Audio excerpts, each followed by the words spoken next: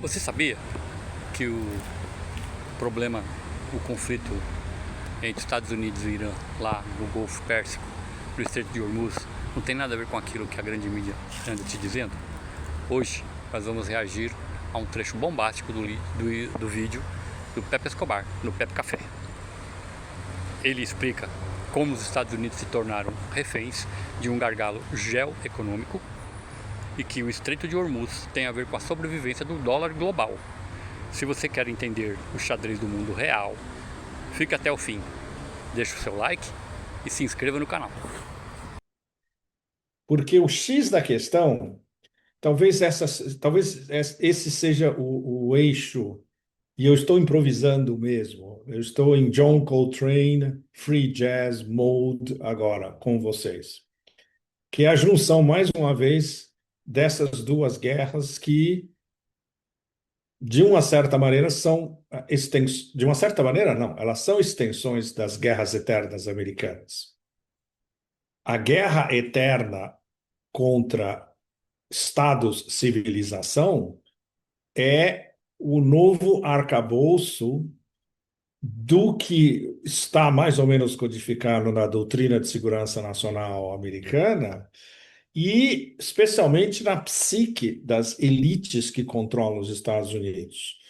Todo esse subcarnaval que vocês todos acompanham sem parar, vindo do presidente dos Estados Unidos, que é um personagem menor nessa história toda, é um pequeno detalhe epidérmico de um problema muito mais profundo e muito mais sério, que é o das elites que realmente controlam os Estados Unidos, o que a gente chama de run the show. Quem está por trás de tudo, as grandes fortunas da costa leste, os acionistas invisíveis dos grandes fundos de investimento, os tentáculos do eixo sionista internacional no mercado financeiro internacional. Isso são os caras que mandam no jogo.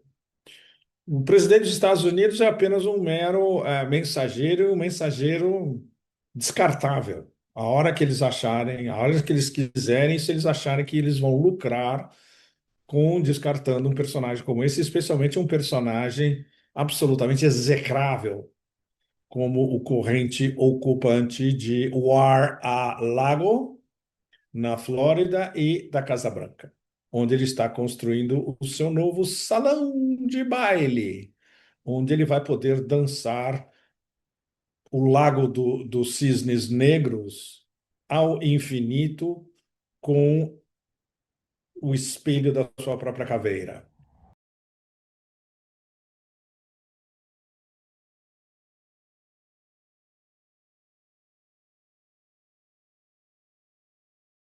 Cara, isso aqui é pesado. Ele está dizendo que o presidente dos Estados Unidos não passa de um mero relações públicas.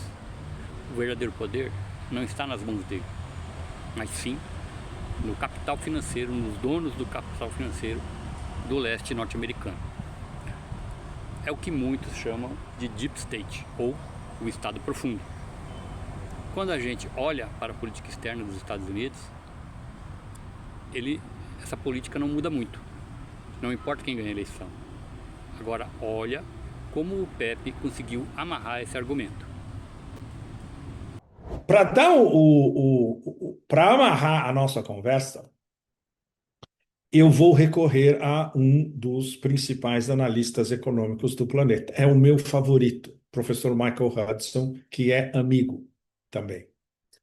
Essa explicação extremamente diplomática do Michael, não se esqueça, o Michael está com 80 e poucos anos, a saúde dele é muito frágil, ele não pode viajar. Para ele fazer podcasts, como ele faz de vez em quando com o Michael Wolff, é difícil, mas a mente é agudíssima, como sempre. É o grande analista geoeconômico da demência financeira americana. Ninguém é melhor do que ele. Bom, Então, a primeira, eu selecionei uns trechos um post do Michael de vários parágrafos. Eu selecionei os três principais, que é o resumo ideal para vocês todos do que move o sistema imperial inteiro, não só a ordem vinda do presidente, mas a mobilização toda do Departamento das Guerras Eternas, ex-Pentágono, do CENTCOM, do Comando Central Americano, que é responsável por oeste da Ásia, de lançar uma guerra sem preparação, sem estratégia, sem definição de táticas, sem nenhuma sustentação diplomática e sem uma análise conjuntural do que significa você lançar uma guerra contra um adversário que você não estudou, não conhece, não respeita, não sabe das suas verdadeiras capacidades, ainda que seja um país de nível médio sob sanções há 47 anos. Evidentemente, todos os exemplos históricos vão nos dizer que esta aventura estava fadada ao fracasso desde antes do início. Bom, então a formulação principal do Michael. O, o objetivo principal, o objetivo que guia a diplomacia imperial sempre foi o controlo dos gargalos econômicos do planeta, começando com o controle sobre o petróleo.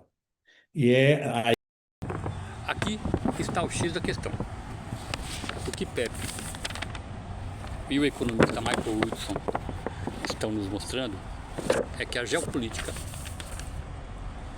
americana, norte-americana, é baseada no controle de gargalos econômicos. E o maior deles é o Estreito de Hormuz, por onde passa uma fração gigantesca do petróleo do mundo.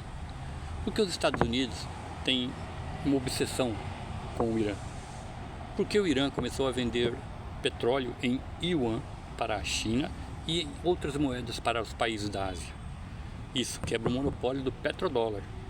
Se as nações pararem de precisar de dólares para comprar energia, a economia americana perde o seu maior superpoder de impressão de dinheiro. É uma guerra pela sobrevivência da moeda deles. aí que a gente entra diretamente na problemática, porque essa é não uma metáfora, mas uma ilustração direta do papel do Estreito de Hormuz, que, como vocês sabem, antes da Guerra Americana, estava liberado. Circulação do Estreito de Hormuz, da esquerda para a direita, da direita para a esquerda, do norte do Golfo Pérsico, passando até o sul do Golfo Pérsico e o Golfo de Oman, indo para o Mar da Arábia em direção da Ásia, estava tudo rolando sem problemas. E era, e continua a ser, um dos principais gargalos econômicos do planeta. Então, o objetivo verdadeiro dos Estados Unidos, que jamais a presidência ou ninguém poderia deixar claro, especialmente para o sul global. Veja bem, como vocês sabem, a guerra contra o Irã é uma guerra contra o sul, é uma guerra contra o Irã, é uma guerra por procuração contra a Rússia e China, com os corredores de conectividade Rússia e China que usam o Irã, é uma guerra contra os BRICS, é uma guerra contra o sul global. Todo mundo já sabe disso. Mas a razão principal, isso é o mais importante, era o controle desde o início na cabeça de um ou dois com um QI acima de 25 entre os vagabundos em torno da presidência americana que o disseram: nós temos que ir lá e tomar conta disso, porque aí a gente isola o Irã de vez e o petróleo vai ser nosso. Mais uma vez, o petróleo é nosso, aplicado, nesse caso, ao Irã. Eles achavam, desde o início, que seria uma aventura de um fim de semana. Na segunda-feira, o ataque, como vocês sabem, foi num sábado de manhã em Teherã, mais ou menos 9h30 da manhã em Teherã.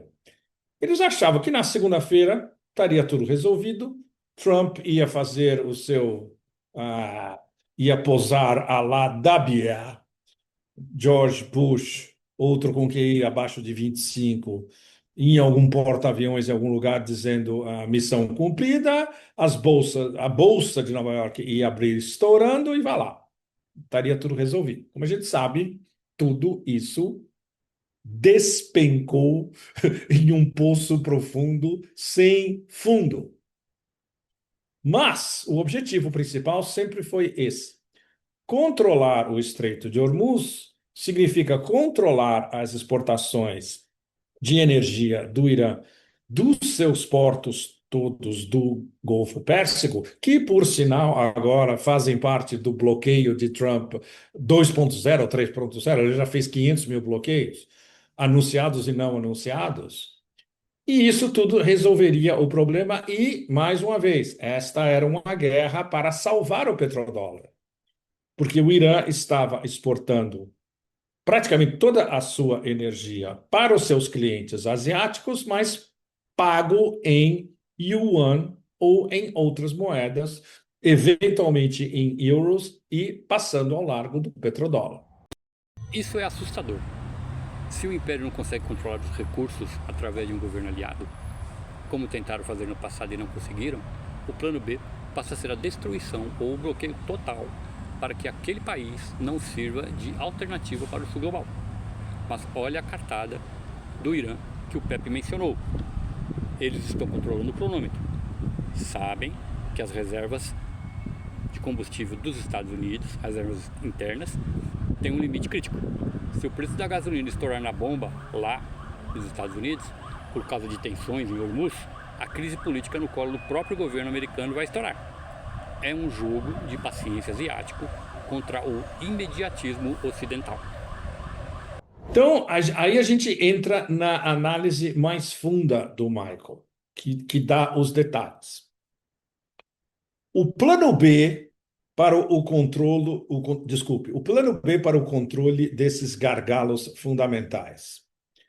Porque o plano A não funcionou. Como a gente viu, a guerra contra o Irã foi um desastre absoluto e os fatos no campo de batalha apontam e vão continuar a apontar a uma derrota estratégica absolutamente brutal do Império da Pirataria. Então, Michael passa para o plano B. Se não funciona o plano A, o plano é o seguinte: se você não consegue controlar esses recursos naturais fundamentais via governos aliados, no caso do Ocidente, do Golfo Pérsico e do Irã, se tivesse havido um câmbio de regime, seriam regimes do Golfo Pérsico aliados que fariam o papel sujo do Império em um Irã esfacelado e sob câmbio de regime com um títere instalado no poder pelos americanos e pelos seus vassalos árabes. Ou seja, se você não consegue esse controle com a ajuda de governos aliados, ou especialmente de oligarquias clientes no oeste da Ásia, do ponto de vista americano, são praticamente todos os regimes árabes. Ou seja, se isso não funciona, então isolar, no caso, isolar o Irã seria a outra a possibilidade. Também não funcionou com a guerra, porque o Irã adquiriu um perfil militar, geopolítico, geoeconômico muito maior do que ele tinha. A outra solução é destruir tudo. É destruir tudo para prevenir que um país soberano e independente como o Irã possa oferecer a outros países, todos do sul global, uma fonte alternativa de suprimento de energia, escapando do controle americano e especialmente do controle americano sobre os termos de pagamento. Ou seja, escapando do petrodólar. E é justamente aí que a gente entra na conjunção fundamental dessa guerra, que é controle do Estreito de Hormuz pelo Irã, que agora é um fato consumado. Tem uma autoridade nova, a PGSA, a autoridade do Golfo Pérsico, que controla o movimento no Estreito de Hormuz, pelo Golfo Pérsico e no Estreito de Hormuz, e eles estão debatendo com os omanis, no outro lado do estreito, como vai ser o sistema de pagamento e o sistema de tráfego, de trânsito pelas águas territoriais. ah, esse princípio é imutável agora. O Estreito de Hormuz é e vai continuar a ser um ativo do Irã e controlado pelo Irã. E não há nada. Os Estados Unidos podem bombardear o Irã, como já foi ameaçado pelo presidente americano, de fim da civilização, de volta às idades, entre aspas, da pedra. Estou citando literalmente o que ele disse. Isso não vai mudar. Não vai mudar porque o Estreito de Hormuz, do ponto de vista iraniano, vai continuar a ser iraniano. Então, o princípio, o Michael repete, o princípio fundador, o princípio que guia o fato de que os Estados Unidos não possam controlar produção estrangeira de energia é destruí-la.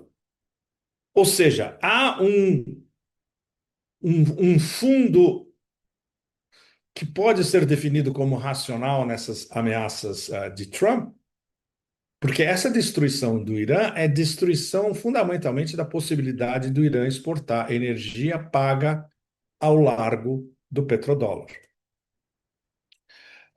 E isso é o controle, está diretamente ligado ao controle americano de comércio, de energia, de todo o comércio de energia crítica e de produtos petroquímicos.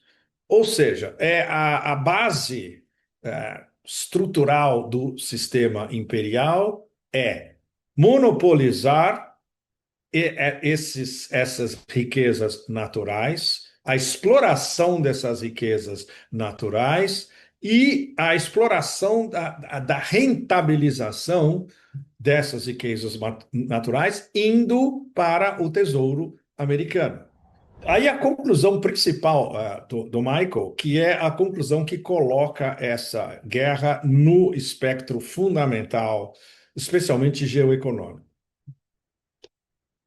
A tentativa americana de vencer a guerra contra o Irã, destruindo o governo, exatamente. Desde o início, o objetivo era câmbio de regime e destruição do governo. O governo hoje, na era do líder Mojtaba Khamenei, que começou sexta-feira passada.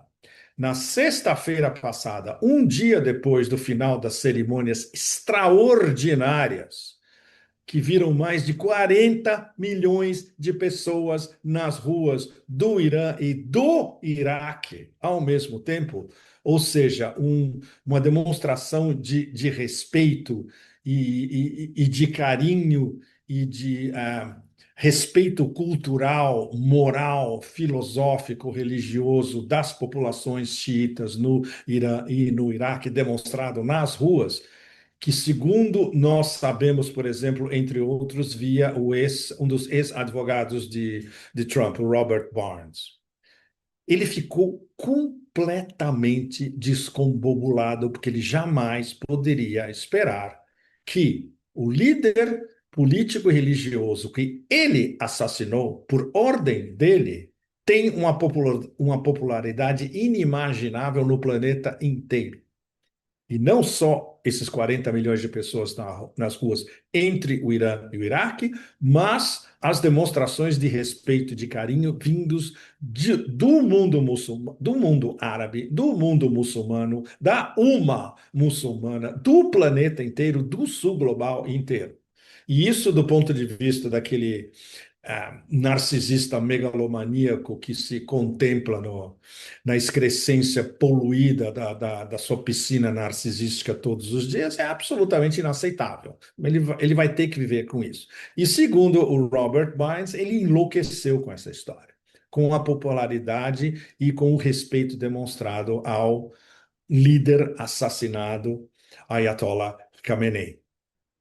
Isso foi o fechamento num dos santuários mais extraordinários do mundo, o santuário do Imam Reza em Mashhad, no leste do Irã, que eu tive o privilégio e a honra de visitar duas vezes, uma no começo dos anos 2000 e a última vez antes do Covid. Foi em 2000 e, acho que 2018 ou 2019, antes do Covid.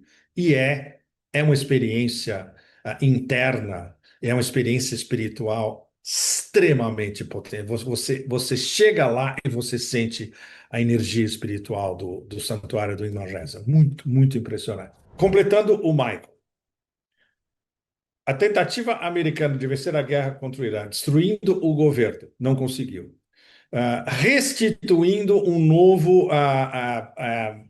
palhaço, ditador, boneco americano, que era o que eles queriam. Vocês devem ter lembrado que há alguns meses estava sendo cultivado o filho do Shah como o novo ditador boneco do Irã. Vocês viram no que deu? Absolutamente nada. Ah, qual foi a reação que isso engendrou no Irã?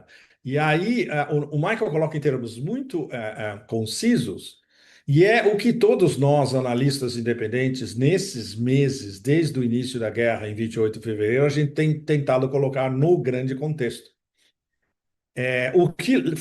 Tudo isso levou o Irã a se proteger, aumentando as apostas, sem dúvida, para um nível de luta pela sua sobrevivência. Sim, hoje, para a elite iraniana, política, são dois vetores, político e militar.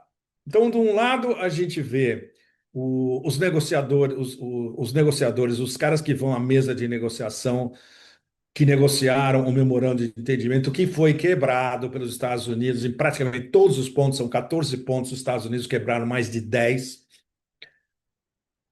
Araghchi, ministro das Relações Exteriores, o Galibaf, líder do parlamento, que é o negociador principal na prática, o presidente Pezeshkian, que é um reformista, e, evidentemente, os principais comandantes do IRGC, dos guardas revolucionários.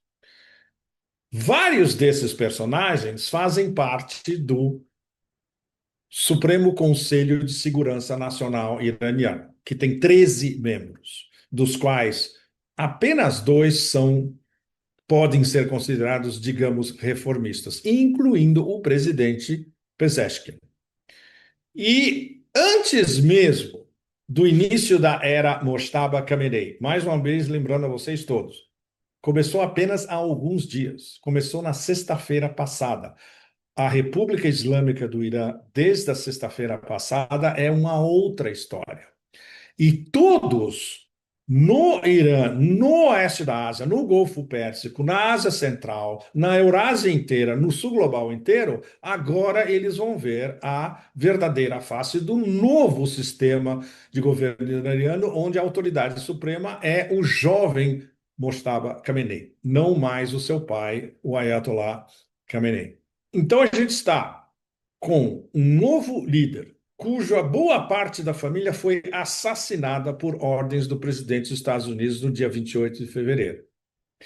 Ele, por proteção, porque uma questão de segurança extremamente séria, ele vive em um bunker isolado, onde ele recebe muito poucos visitantes diretos e muito menos ainda visitantes estrangeiros diretos. Ele recebeu uma delegação paquistanesa, por exemplo. Ele recebeu o chefe do exército paquistanês, o Field Marshal, o general Assim Munir, que é a principal cabeça dos mediadores paquistaneses entre os Estados Unidos e o Irã. E o Assim Munir tem uma ótima relação com os supergenerais do IRGC também. Ou seja, o novo líder, o jovem Mojtaba, ele está iniciando a sua nova era como líder do Irã, com o país sob uma ameaça existencial extremamente grave de um império de uma brutalidade absolutamente insana e disposto a tudo, é um império destrutivo. Não só um império destrutivo do governo, mas é um império que quer destruir o Irã como um todo, inclusive o passado de nação, civilização do Irã. É isso que as elites americanas gostariam. Esses caras estão nos importunando há muito tempo. Vamos acabar com eles, não tem outro jeito. E a gente vai lá e toma conta de tudo. Essa é a lógica imperial reduzida ao absoluto essencial. Então, Mojtaba Khamenei, ele delegou aos membros do seu Conselho de Segurança uma decisão sobre o memorando de entendimento. E isso a gente tem vindo diretamente de um personagem que faz parte do círculo restrito de Mojtaba Khamenei em Teherã. Basicamente, ele disse aos membros do conselho: se vocês chegarem a uma maioria qualificada, sólida, considerando que esse memorando de entendimento tem pernas, pode ser usado e pode ter a possibilidade de uma negociação com o outro lado, eu endosso a decisão de vocês. Mas, muito importante, esta nunca foi a minha prioridade. Este nunca foi o meu desejo principal ou o guia das minhas decisões desde o início. Basicamente, quando ele disse isso e quando isso passou para o pessoal do Conselho de Segurança, ele estava reafirmando a posição do seu pai. O Ayatollah Khamenei nunca acreditou em negociações com o Império, porque ele conhece o Império muito bem, desde quando ele era um jovem guerreiro durante a guerra Irã-Iraque nos anos 80. Sim, ele tem experiência de guerra e de trincheira. Não é exatamente algo que a gente possa dizer de presidentes americanos. Ou seja, o seu pai foi um guerreiro, Mojtaba herdou tudo que ele aprendeu do seu pai, não só como um líder revolucionário, como guerreiro, como um líder espiritual e como um líder político de uma nação constantemente sob a sede do império, ele aprendeu que o império nunca vai regalar nada e o império é avesso a qualquer tipo de composição, porque a única coisa que o império espera do Irã é uma capitulação. E esta foi a lógica desde o início da guerra que começou em 28 de fevereiro. Os Estados Unidos queriam que o Irã capitulasse o mais cedo possível. E o fato de que a gente está no meio de julho agora, o Irã não só não capitulou, como ainda está ainda mais forte e não vai capitular sob nenhuma circunstância, isso deixa não só o presidente dos Estados Unidos como seu círculo extremamente medíocre de advisors, conselheiros, palpiteiros, etc., para não falar das elites americanas por trás de tudo, completamente descombobulados, para citar um termo que vem justamente do budismo tibetano, na prática. Os descombobulados, eles agora estão desesperados porque essa afirmação da potência emergente Irã hoje, veja bem, a gente está falando não de um país X, Y, Z, seja qual for, a gente está falando de uma nação-civilização com uma história extremamente sofisticada de guerra, paz e diplomacia de mais de 2.500 anos. E, na verdade, você indo aos proto-iranianos, que é uma das minhas leituras favoritas, há 4.000 anos. Os proto-iranianos vêm de pelo menos 4.000 anos atrás, não apenas 2.500 anos atrás, que foi já o auge, o primeiro grande auge do Império Persa sob Dario. Bom, ou seja, tudo que os Estados Unidos queriam, o resultado foi completamente oposto. E o Irã está disposto a fazer, seja o que for, para preservar sua nova posição de força, ainda que isso cause um desastre absoluto para a economia global, mas fundamentalmente o desastre para a economia global está sendo operado pelos americanos, porque não só os americanos não respeitaram e não vão respeitar o memorando de entendimento que eles assinaram como o Irã, como agora eles estão querendo, já anunciaram, vão bloquear, mas ninguém sabe a efetividade desse bloqueio. Vão bloquear exportações de energia do Irã de novo, a partir de agora.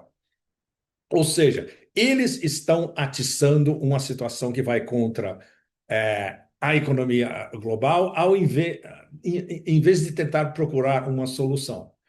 E a demência psicológica e psicopática inerente à figura patética, na verdade, do presidente americano, agindo contra os seus próprios interesses. Porque essa retomada da escalada de guerra, que vem desde a semana passada, retomada pelos americanos, e que vai continuar, esses encontros, digamos, não diretos, mas um bombardeando o outro e vice-versa, vão continuar, não vão levar a nada. E quem tem as cartas e quem tem o tempo, quem está controlando o cronômetro, não é Washington. O cronômetro está sendo controlado em Teherã. E eles não têm a menor pressa, porque eles sabem perfeitamente que se isso continua, digamos mais algumas semanas, isso continua por mais um mês, por mais 4 semanas. No meio de agosto vem a data fundamental que todo mundo, nos mercados financeiros internacionais, nos mercados de energia, nos mercados de bônus do tesouro, nos mercados especulatórios de tudo, de commodities, etc., todo mundo sabe. No meio de agosto, as reservas estratégicas de petróleo americanas chegam a um nível crítico e não vai mais ser possível para os Estados Unidos despejar um monte de petróleo no mercado para segurar os preços. E o preço do petróleo na bomba de gasolina dentro dos Estados Unidos vai estourar. E todo mundo sabe que quando isso acontece nos Estados Unidos é quase uma revolução. E alguém vai ter que pagar por isso. E quem vai pagar é a administração Trump. Os iranianos sabem perfeitamente como operar o controle do cronômetro, quanto tempo o cronômetro vai estar medindo o tempo, quando vai explodir tudo, o cronômetro, o tempo, todas as previsões, etc.